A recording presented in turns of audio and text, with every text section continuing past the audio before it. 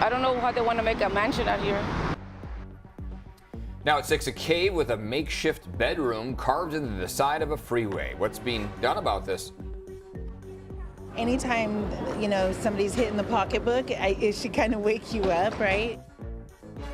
When airlines will have to pay you cash for travel trouble. We have to recognize this is a crisis. A bill to address the cost and availability of fire insurance moves forward. Plus, an update on a settlement regarding real estate commissions.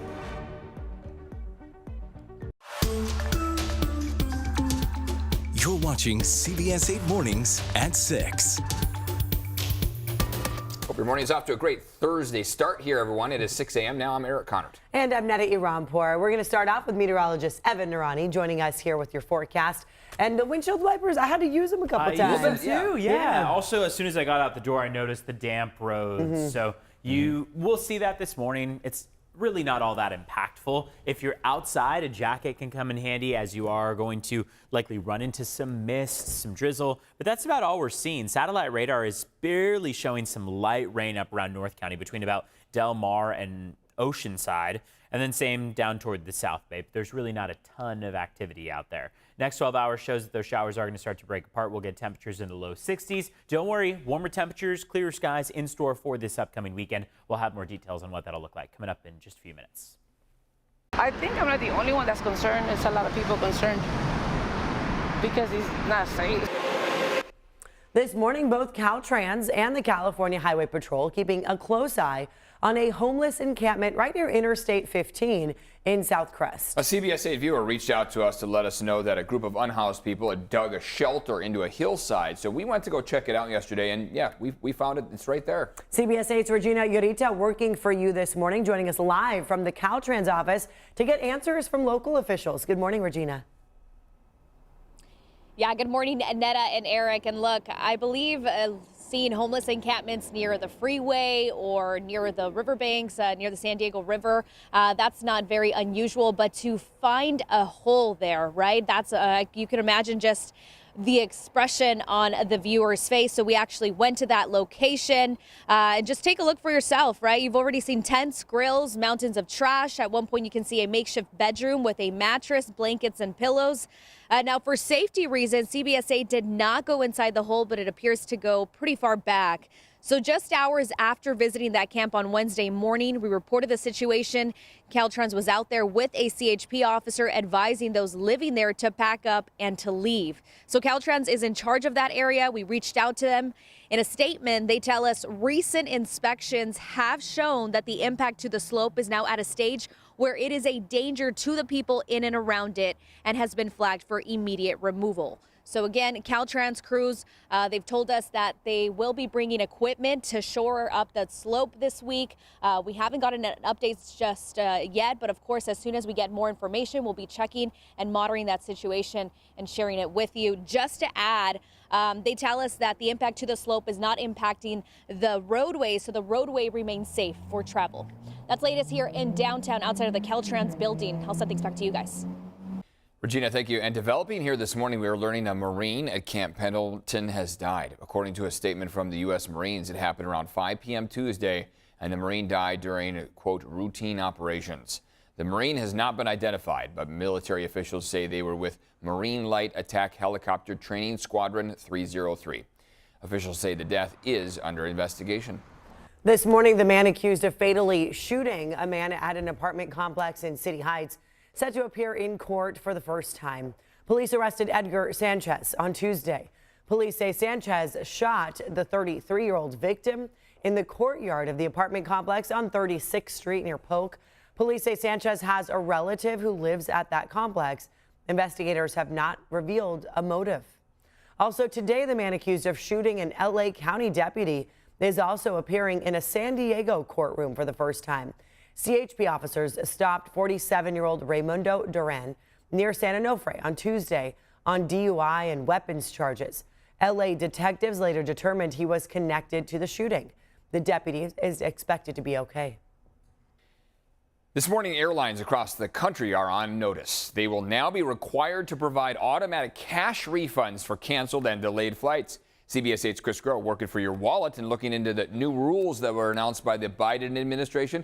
You're live at the San Diego International Airport with how this could really impact our viewers here, Chris. Good morning. Think about how many people you've heard from on just one hand or two hands that have said flight's been canceled, or they've been sitting at the airport after you've dropped them off. More than 4 hours, they've been waiting for a delayed flight. In both those instances, that person now eligible for an automatic refund. So no more having to haggle with the airline companies about that flight being canceled and so forth. This is, the new set of rules that have been released here by the Secretary of Transportation, the Biden administration. First, of course, being those automatic refunds if your flight is canceled. But take a look at what else. Not only will canceled flights lead to a refund, but if your flight is delayed 3 hours for domestic or 6 hours for international, and you choose not to get on that flight, you will get a refund. Airlines are also going to now be required to disclose charges up front for things like a checked bag, carry-on bag, and a cancel or change fee. Here's Secretary of Transportation Pete Buttigieg. This is a big day for America's flying public. It represents the latest step, 2 steps, in fact, in our ongoing journey as the Department of Transportation under President Biden's leadership to deliver the biggest expansion of passenger rights in the department's history. Now, these changes will be put in place throughout over the next year. So this is not something that immediately will be taking effect, but either way, when we are probably looking at, again, trying to book that holiday travel or even into the next year, these are likely things that we are going to be seeing taking place. Eric and Netta. Okay, some refunds could be coming to Yeah, I mean, it a makes lot of sense people. considering the headaches that we've seen Yeah. in the last couple It was years. vouchers. It would stay with the same airline. Some cases never go back to you. Well, not to mention, I mean, when those kinds of mass delays take place, then you've got millions of people calling in. Yeah. Now it'll just be an automatic process as Right. opposed to having to haggle with someone on the phone. Yeah. So I think that is helpful to get people those as frequent flyers. Right, I we think it's travel like, a lot and- okay, it's Anything a to make it comforting easier. feeling. Yeah. 6:07 right now. Cloud cover is pretty dense out there. We're watching as some of those clouds give us some showers. Now, the showers that we see outside right now are not all that intense. They're very light to maybe moderate, but I mean, that's stretching it. We're mostly seeing mist and drizzle. Temperatures this afternoon are going to peak in the low 60s. Now, we do have hope that those clouds will start to break apart by the afternoon, but keep in mind, we're going to be on the cooler side of average. We're going to barely see much in terms of those clouds breaking apart. And then we're also going to be seeing a breeze coming through. So wind is going to be 10 to 15 miles per hour for the coastline and inland valleys. As you get off toward the mountains and deserts, wind advisory in play, much different situation. They're seeing a lot more wind than we are closer to the coastline.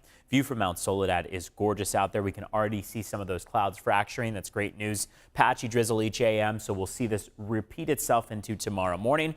More drizzle, light rain, less cloud cover for the weekend into next week. Great opportunity to get outside and enjoy the beautiful skies that San Diego has to offer. Yesterday was a gorgeous afternoon as we watch those clouds break apart. And then that wind advisory remains through Friday and then expires in the p.m. So our rain chances do climb again for tomorrow. That'll be our next opportunity for rain. And then you see how low they are for Saturday through about the middle of next week. Onshore flow stays consistent. When we talk about the 10 to 15 mile per hour gusts along our coast and inland, you see what a difference it makes when we point out Borrego Springs at 54 miles per hour. Now, if you are tired of the cooler temperatures, the cloudier skies, don't worry, we've got some relief in sight. Take a look at today and tomorrow and how they stack up compared to the next 8 days following. We are going to get much warmer into Sunday, Monday, even Tuesday, Wednesday before dropping back down to the upper 60s, but staying pretty consistently above average at least through the middle of next week. So you can get some warmer temperatures and at least partial clearing into the weekend and next week. Let's check in on traffic. It's 6:09 right now on the clock so far. Things are quiet out there on the roads. We've got one crash that did just pop up on the northbound 5 that's not causing any tremendous delays or backups this morning. Remember that there is still some mist and drizzle, so windshield wipers can be helpful, and there is still some slick roads out there for the next several hours. Checking in on border wait times as you head across the border. 50-minute, not too bad, San Ysidro Port of Entry. So less than an hour to get you across the border there. Otay Mesa Port of Entry is a little bit longer, going to be about an hour and a half there. Back to you. Evan, thank you so much. And still ahead here, can former President Donald Trump be prosecuted for January 6th? That issue heads to the Supreme Court today. Plus, the risk for some people to develop a second cancer. And what a judge decided for a settlement on real estate commissions. And what lawmakers are trying to do about the fire insurance crisis.